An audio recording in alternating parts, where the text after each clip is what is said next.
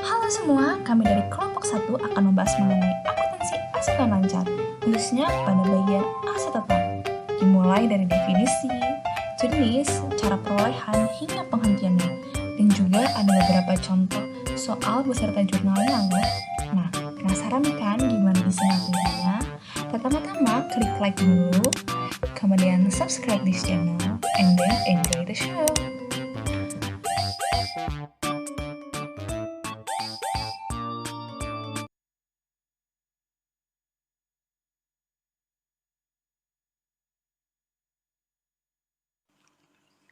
Definisi aset tetap.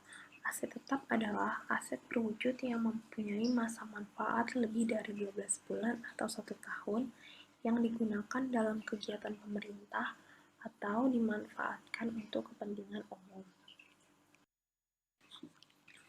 Berikut adalah jenis-jenis aset tetap. Yang pertama, gedung dan bangunan.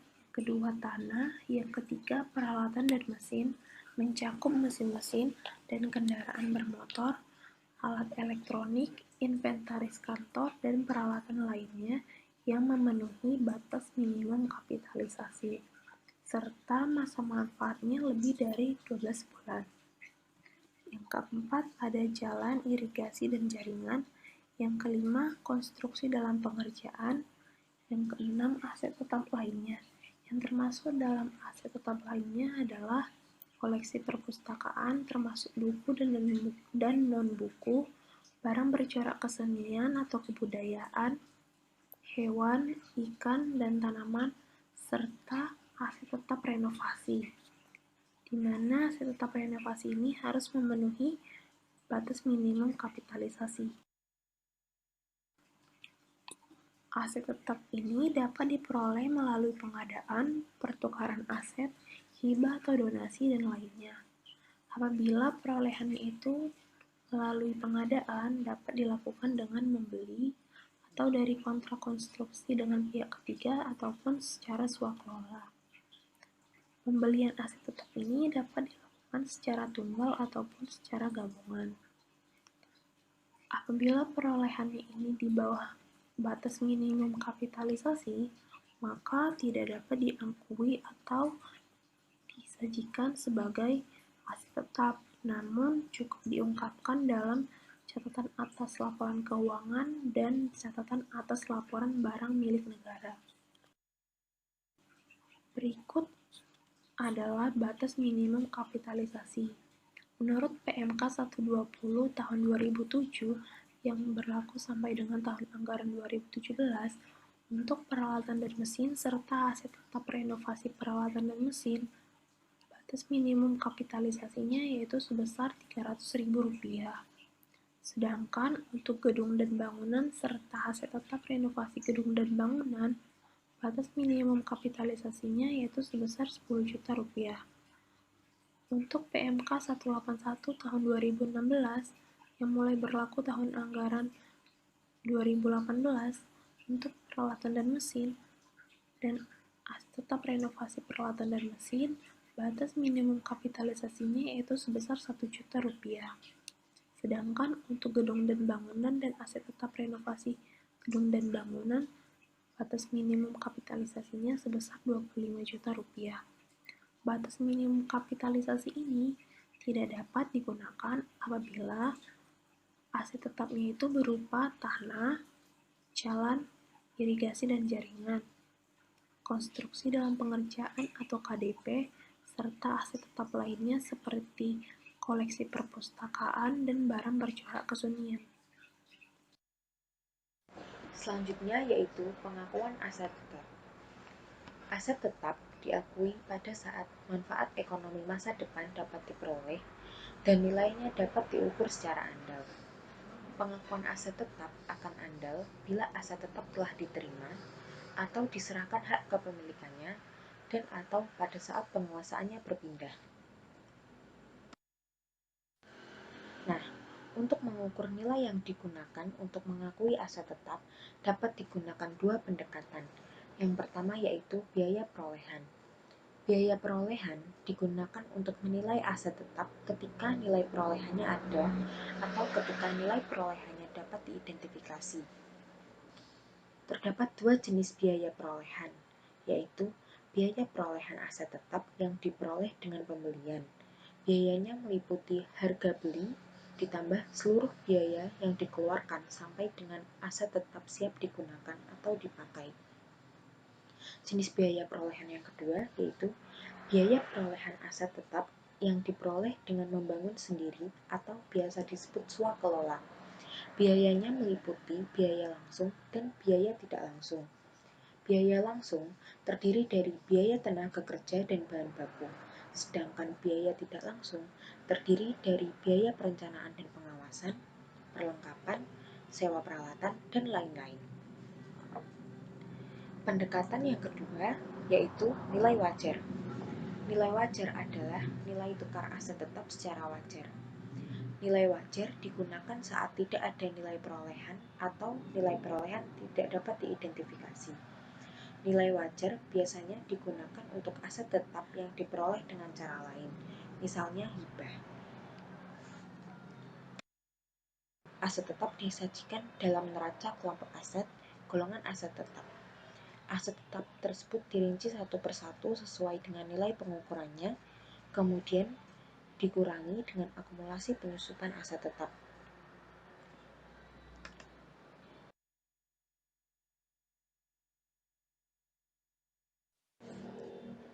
Selanjutnya, setelah disajikan dalam neraca, ada beberapa hal yang harus diungkapkan dalam laporan keuangan untuk masing-masing jenis aset tetap. Antara lain, yang pertama, dasar penilaian yang digunakan untuk menentukan nilai tercatat atau carrying amount. Yang kedua, rekonsiliasi jumlah tercatat pada awal dan akhir periode yang menunjukkan penambahan, pelepasan, akumulasi penyusutan dan perubahan nilai jika ada, dan mutasi aset tetap lainnya. Yang ketiga, informasi penyusutan meliputi nilai penyusutan, metode penyusutan yang digunakan, masa manfaat atau tarif penyusutan yang digunakan, dan nilai tercatat bruto dan akumulasi penyusutan pada awal dan akhir periode. Yang keempat, informasi terkait pertukaran aset tetap jika ada, meliputi pihak yang melakukan pertukaran aset tetap, jenis aset tetap yang diserahkan dan nilainya, jenis aset tetap yang diterima beserta nilainya, dan jumlah hibah selisih lebih dari pertukaran aset tetap.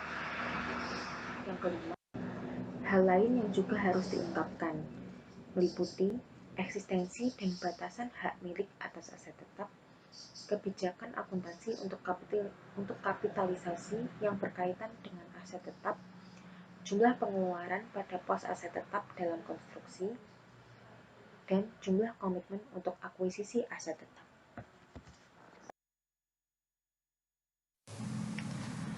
Nah, komponen biaya.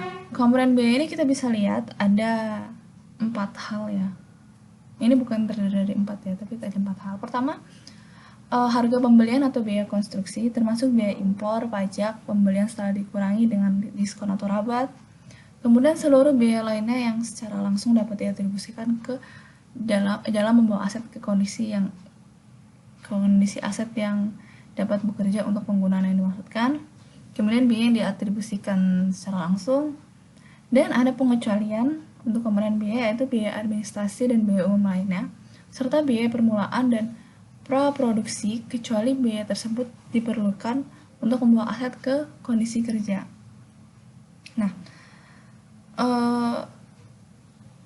komponen biaya ini sebenarnya pengakuannya pengakuannya itu ya sama kayak AKPEM dan juga AKM.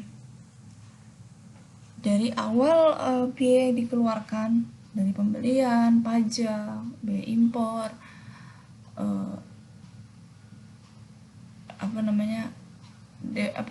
developmentnya itu semuanya dikapitalisasikan ke nilai aset tersebut. Yes. Pokoknya sampai aset tersebut siap dipakai. Bahkan termasuk biaya kalau misalnya ada honor pengadaan itu juga dicatat pada biaya perolehan atau dikapitalisasi. Kemudian biaya perjalanan dinas, kalau misalnya perjalanan dinas tersebut itu untuk melakukan kalau misalnya ada sengketa atas misalnya sengketa tanah gitu ya, sengketa tanah. Nah itu perjalanan dinas kalau misalnya membawa pegawai dari tempat kerja ke tempat sengketa tanah tersebut itu juga termasuk diatribusikan. Pokoknya segala biaya yang terjadi yang bisa diatribusikan langsung itu masuk ke komponen biaya yang dikapitalisasi.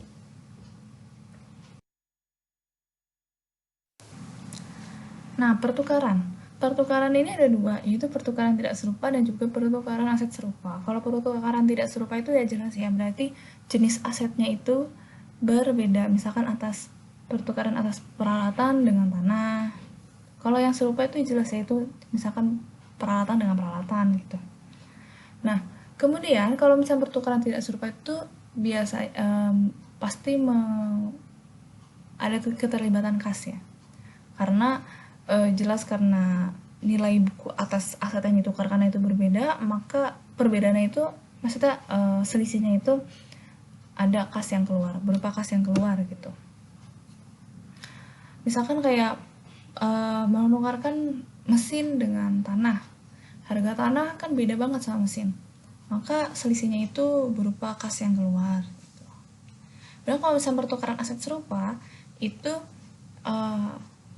yang satu jenis asetnya, tapi juga kita harus memperhatikan kalau misalkan serupa itu harus yang nilai carrying amount-nya sama, kemudian nilai masa manfaatnya juga sama,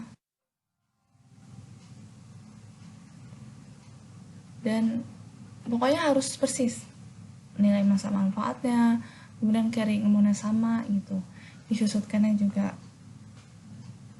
tahunnya di tahun yang sama gitu.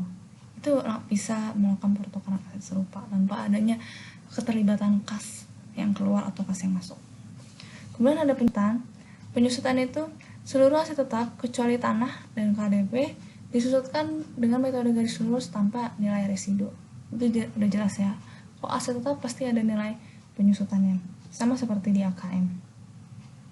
Dan harus diingat bahwa yang tidak disusutkan itu tanah dan KDP, sisanya semua aset tetap ya itu disusutkan dengan metode garis lurus dan juga tidak ada residu. Kemudian ada penghentian.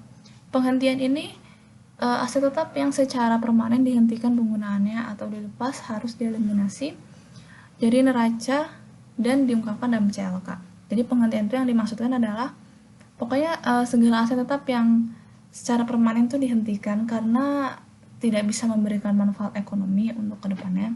Karena kan salah satu kriteria aset tetap itu adalah bisa memberikan manfaat ekonomi di masa depan, gitu ya.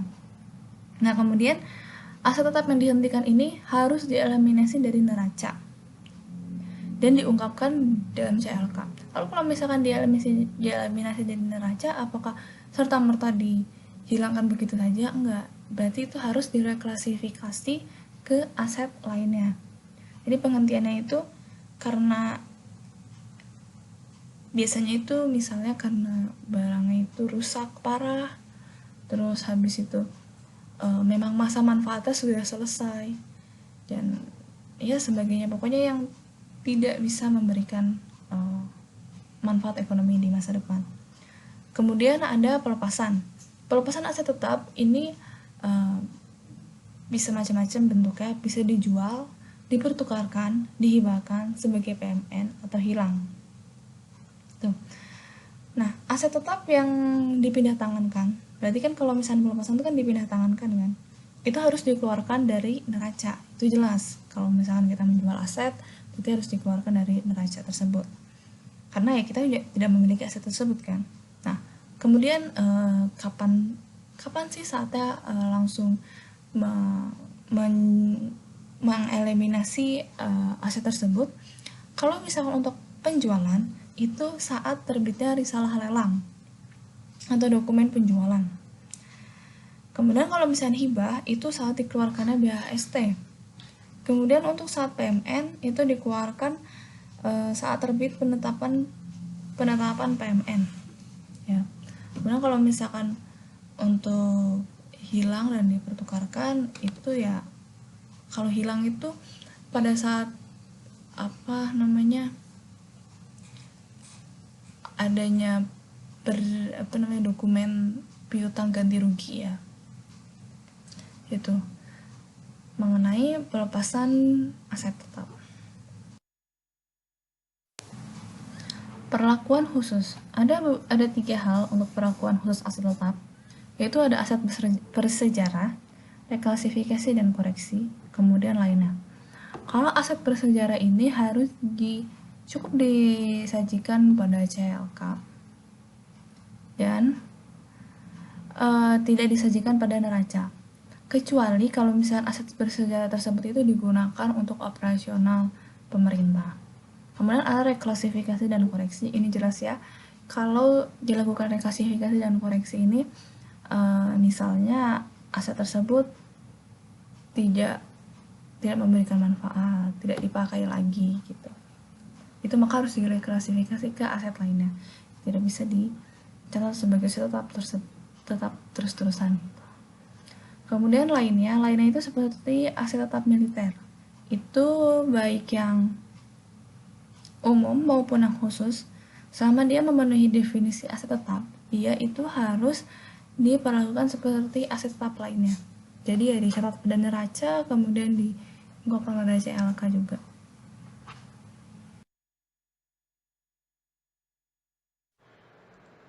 Selanjutnya yaitu pembahasan mengenai jurnal dan soal. Yang pertama yaitu jurnal mengenai pengadaan aset tetap intrakompatibel baik secara langsung maupun ganti uang. Yang pertama yaitu jurnal komitmen. Jurnal komitmen dicatat untuk mencatat komitmen mengenai pengadaan aset tetap. Jurnal komitmen dicatat pada buku besar akrual dengan cara mendebit belanja modal atau belanja barang persediaan, tergantung aset tetap tersebut akan digunakan sebagai modal atau sebagai barang persediaan. Selanjutnya yaitu jurnal pada saat PAST atau berita acara serah terima.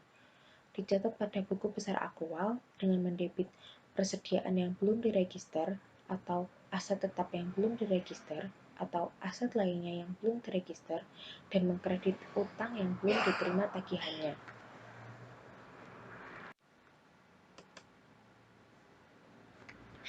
Selanjutnya, untuk membalik jurnal komitmen tadi atau pada saat resum tagihan diterima, dicatat pada buku besar akrual dengan cara mengkredit belanja barang persediaan atau belanja modal.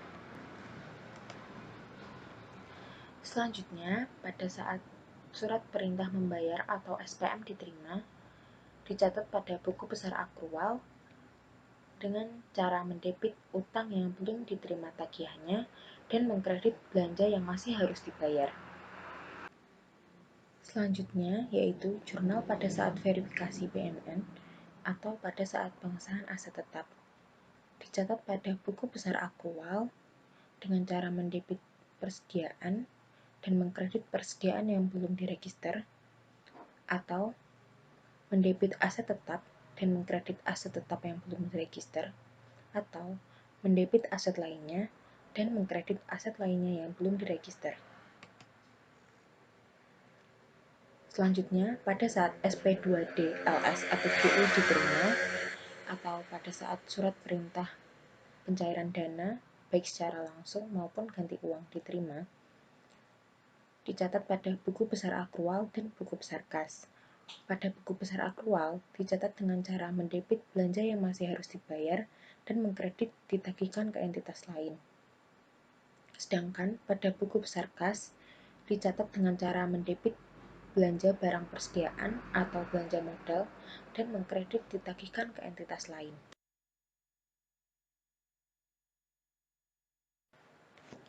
Selanjutnya yaitu contoh soal mengenai pengadaan aset tetap.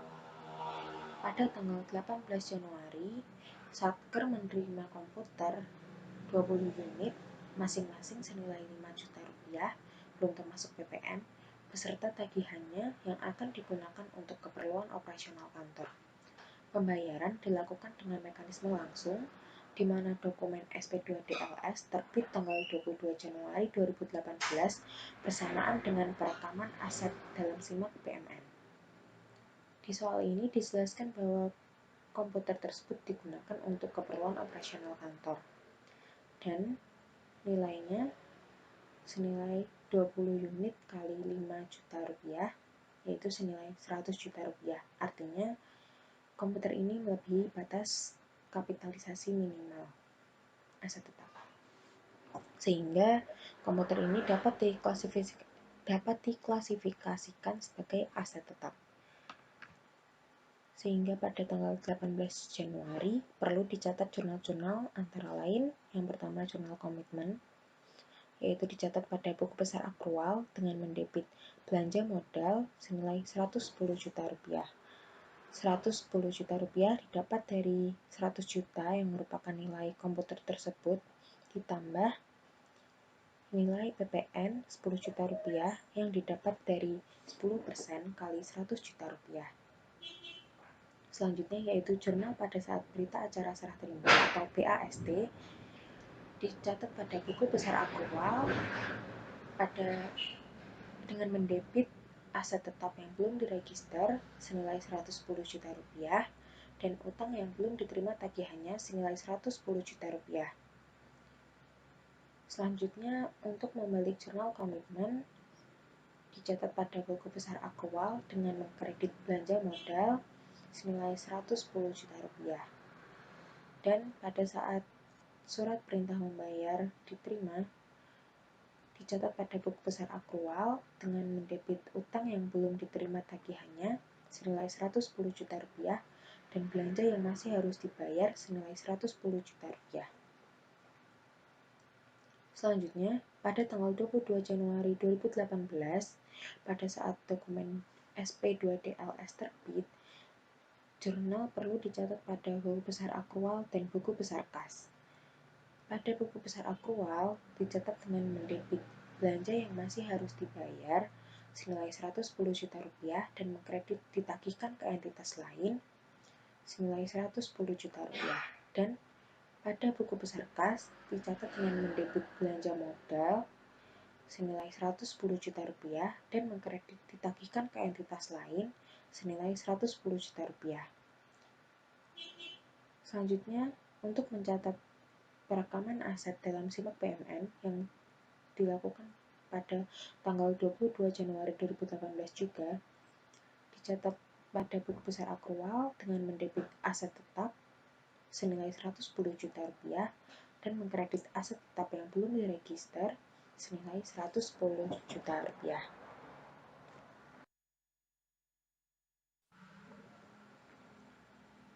Selanjutnya yaitu contoh soal mengenai biaya perolehan aset tetap. Pada tanggal 15 Juni 2009, SKPD XX pada Pemda Kabupaten XY melakukan pembelian sebidang tanah dari seorang warga yang akan dipergunakan untuk bangunan kantor. Dalam perolehan tanah tersebut terdapat pengeluaran untuk nilai tanah senilai 1,2 miliar rupiah, pajak senilai 72 juta rupiah, biaya notaris dan balik nama senilai 30 juta rupiah, honorarium panitia pengadaan sebesar 6 juta rupiah, dan panitia pemeriksa barang sebesar 5 juta rupiah. Pengeluaran tersebut dianggarkan dalam belanja modal dan pembelian tersebut dilakukan secara tunai. Sesuai dengan yang telah dijelaskan tadi, biaya perolehan aset tetap meliputi harga beli aset tetap ditambah biaya-biaya lain sampai dengan aset tetap tersebut siap digunakan atau dipakai. Sehingga pada kasus ini, biaya perolehan tanah tersebut dapat dihitung dengan cara menambahkan harga beli tanah, yaitu senilai 1,2 miliar rupiah, dengan biaya-biaya lain yang dikeluarkan sampai dengan tanah tersebut siap digunakan, yaitu antara lain biaya notaris dan balik nama senilai 30 juta rupiah, pajak senilai 72 juta rupiah, honorarium panitia pengadaan senilai 6 juta rupiah, dan honorarium panitia pemeriksa barang senilai 5 juta rupiah.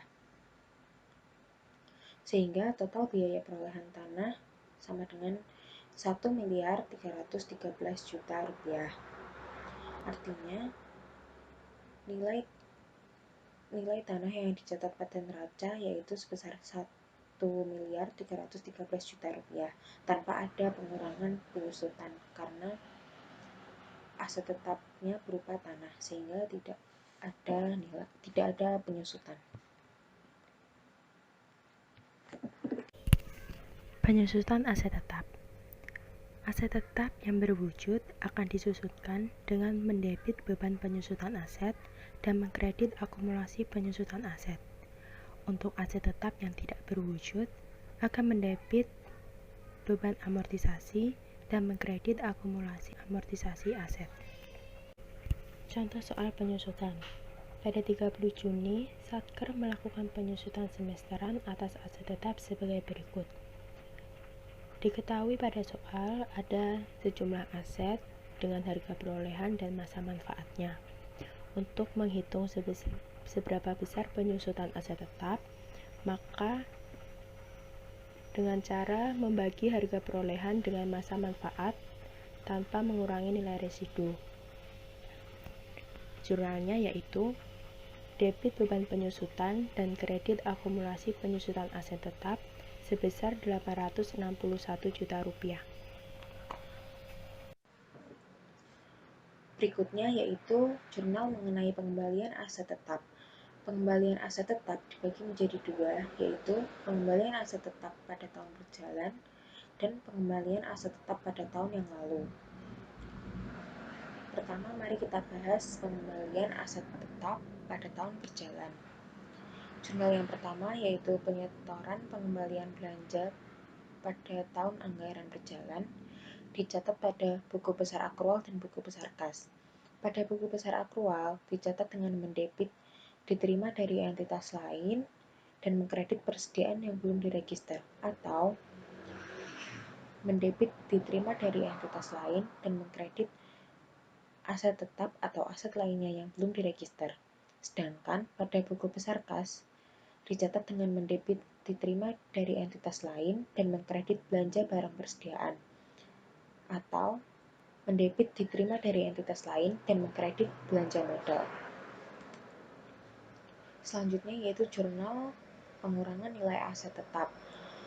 Dicatat pada buku besar akrual dengan mendebit persediaan atau aset tetap atau aset lainnya yang belum diregister dan mengkredit persediaan atau aset tetap atau aset lainnya. Yang kedua yaitu jurnal mengenai pengembalian aset tetap tahun anggaran yang lalu. Jurnal penyetoran pengembalian belanja tahun anggaran yang lalu dicatat pada buku besar akrual dan buku besar kas. Baik pada buku besar akrual maupun pada buku besar kas dicatat dengan cara mendebit diterima dari entitas lain dan mengkredit PNBP lainnya. Selanjutnya, jurnal untuk mencatat pengurangan nilai aset tetap dicatat pada buku besar akrual dengan mendebit koreksi ekuitas senilai persediaan atau aset tetap atau aset lainnya yang dikembalikan, kemudian mengkredit persediaan atau aset tetap atau aset lainnya, lalu mendebit PNBP lainnya dan mengkredit koreksi ekuitas senilai PNBP lainnya. Nah, mengenai penjualan aset tetap, di sini ada jurnal akrualnya dan juga jurnal kasnya. Untuk jurnal akrual kita bisa lihat di sini ada diterima dari entitas lain, akumulasi penyusutan aset tetap, kerugian pelepasan aset tetap, atau pendapatan pelepasan aset tetap pada aset tetap. ya. Untuk diterima dari entitas lain, DDL nanti dimasukkan laporan keuangan pada LPE, akumulasi pada neraca, kerugian atau pendapatan pada LO, dan juga aset tetap pada neraca. Ya. DDL ini dicatat sebesar kas yang kita terima. Kemudian kalau misalnya akumulasi penyusutan itu sebesar ya akumulasi penyusutan sampai tahun itu untuk aset tetap tersebut. Kemudian ada kerugian dan pendapatan. Kerugian dan pendapatan ini dicatatnya itu salah satunya. Apakah saat menjual dia rugi atau malah untung gitu. Kemudian aset tetap itu berdasarkan nilai yang pertama kali dibeli, nilai cost-nya ya. Kemudian untuk jurnal kasnya itu diterima dari entitas lain pada PNBP LRA. Jadi nilai karena kan ada kas yang masuk, berarti kita tetap menjurnal kasnya. Nah, berarti yang dijual jurnal itu sebesar nilai uang yang masuk ke rekening negara, ke kas negara.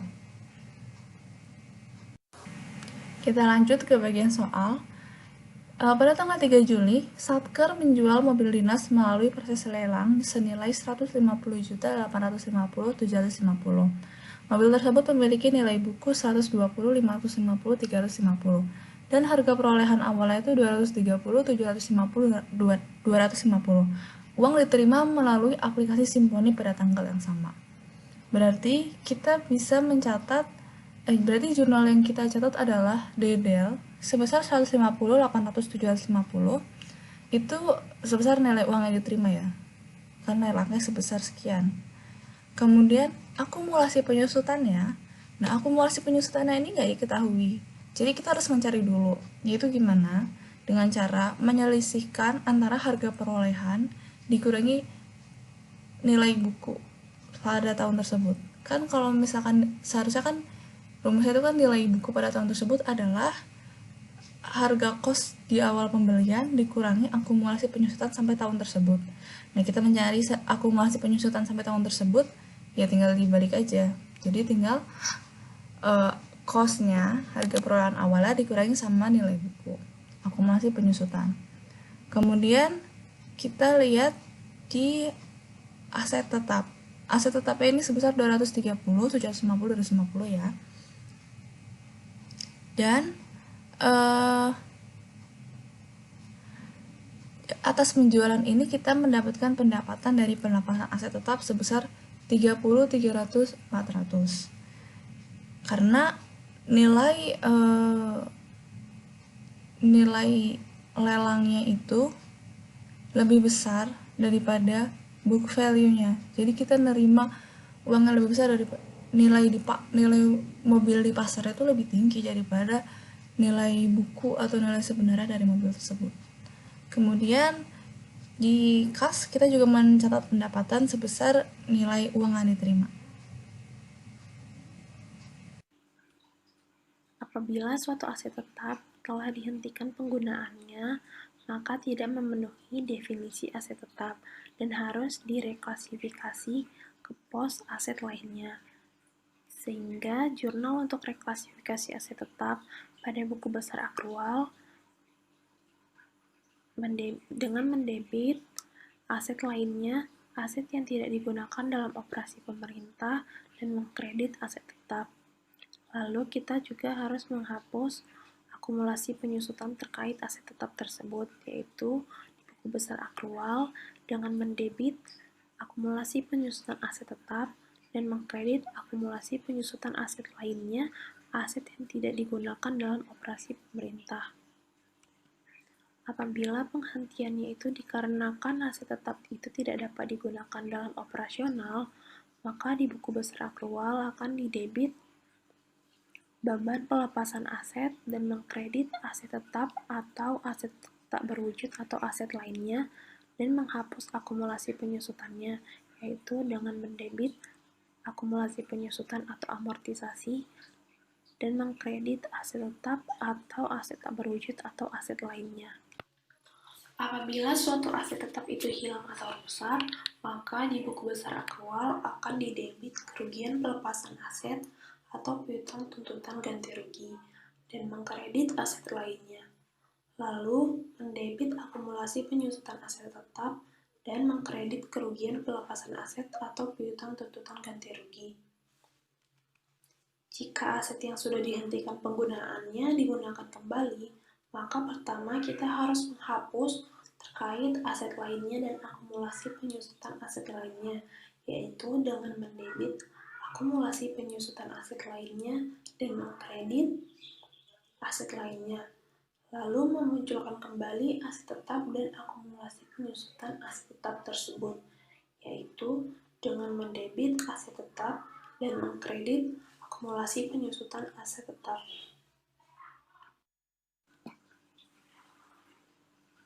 Berikut contoh soalnya.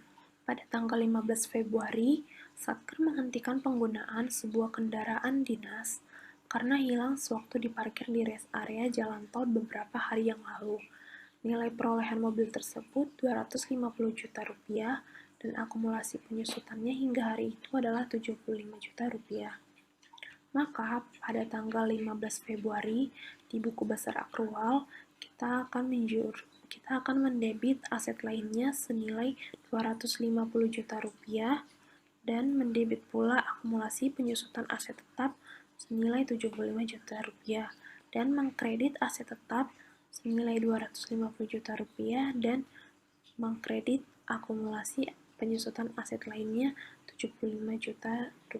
Lalu contoh soal berikutnya, pada tanggal 2 Mei, Satker menerbitkan penetapan ganti rugi atas mobil dinas yang dihentikan penggunaannya pada tanggal 15 Februari senilai Rp170 juta. Ganti rugi tersebut akan diselesaikan oleh pegawai yang dinyatakan bertanggung jawab atas kehilangan mobil melalui mekanisme potongan gaji selama 85 bulan mulai Juni 2018. Asumsinya, akumulasi penyusutan masih sama per 15 Februari 2018. Karena pada tanggal 15 Februari, aset tetap ini sudah direklasifikasi menjadi aset lainnya, jadi apabila ada tuntutan ganti rugi, maka aset lainnya ini harus direklasifikasi menjadi piutang tuntutan ganti rugi. Jadi pada tanggal 2 Mei, di buku besar akrualnya, akan didebit piutang tuntutan ganti rugi senilai Rp170 juta dan mendebit akumulasi penyusutan aset lainnya senilai Rp75 juta dan mendebit kerugian pelepasan aset atau piutang tuntutan ganti rugi senilai Rp5 juta dan mengkredit aset lainnya senilai Rp250 juta. Transfer aset tetap muncul saat ada transaksi pengalihan aset tetap antar entitas akuntansi atau antar entitas pelaporan dalam lingkup pemerintah pusat. Yang pertama itu ada transfer masuk saat menerima atau ada transfer dari entitas lain, yaitu pada buku besar akrual dengan mendebit aset tetap atau aset tak berwujud atau aset lainnya dan mengkredit transfer masuk. Lalu mendebit transfer masuk dan mengkredit akumulasi penyusutan atau amortisasi. Lalu yang kedua ada transfer keluar. Terjadi saat ada penyerahan ke entitas lain, yaitu pada buku besar akrual, mendebit transfer keluar dan mengkredit aset tetap atau aset tak berwujud atau aset lainnya, dan mendebit akumulasi penyusutan atau amortisasi dan mengkredit transfer keluar. Berikut contoh soal terkait transfer aset tetap. Pada tanggal 11 Desember, Satker menerima mobil dinas dari Kementerian Dalam Negeri senilai Rp252 juta. Di soal dijelaskan bahwa menerima mobil dinas, maka ini termasuk transfer masuk. Jadi, pada tanggal 11 Desember, di buku besar akrual akan didebit aset tetap senilai Rp252 juta dan mengkredit transfer masuk senilai Rp252 juta. Kemudian mengenai transaksi hibah, di sini runtut ya dari awal. Pertama, perolehan aset melalui hibah, kemudian dilakukan pengesahan hibah. Jadi perolehan aset melalui hibah itu jurnalnya adalah persediaan atau aset tetap pada hibah langsung yang belum disahkan. Jadi saat kita kalau misalnya melalui hibah, itu nggak bisa serta-merta langsung mengkreditkan hibah langsung pengesahan pengesahan hibah langsung, karena hibah langsung yang belum disahkan tuh nggak bisa disahkan sendiri oleh satker tersebut. Jadi catatan yang pertama itu adalah persediaan atau aset tetap pada hibah langsung yang belum disahkan, kemudian dilakukan pengesahan hibah. Jangan menjurnal hibah langsung yang belum disahkan pada pengesahan hibah langsung. Kemudian hibah keluar, kita bisa mencatat akumulasi. Di sini kan tertulis kerugian pada aset tetap, kemudian akumulasi pada kerugian pelepasan aset tetap. Bisa disederhanakan dengan mencatat akumulasi penyusutan aset tetap, kerugian pelepasan aset tetap pada aset tetap.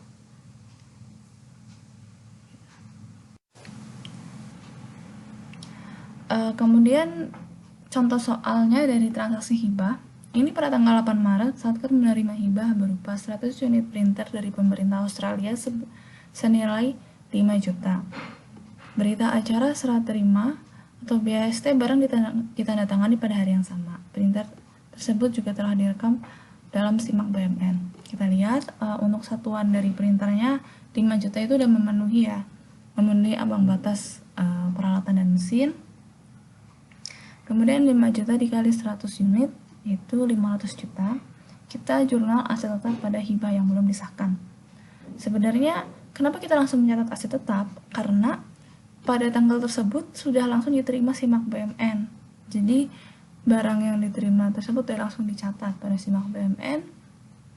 Kemudian kita mengkreditkan langsung pada hibah yang belum disahkan. Sebenarnya bisa aja kalau misalkan mau menjurnal secara runtut dari penerimaan BAST itu aset tetap yang belum diregister pada utang yang belum diterima tagihannya, kemudian kita menjurnal aset tetap pada aset tetap yang belum diregister, kemudian kita mengkredit utang yang belum diterima tagihannya. Nah, tapi karena itu terlalu panjang, kita bisa mencatat aset tetap pada hibah yang belum disahkan. Seperti itu. Kenapa hibah yang belum disahkan? Karena satker tersebut tidak bisa langsung melakukan pengesahan hibah sendiri.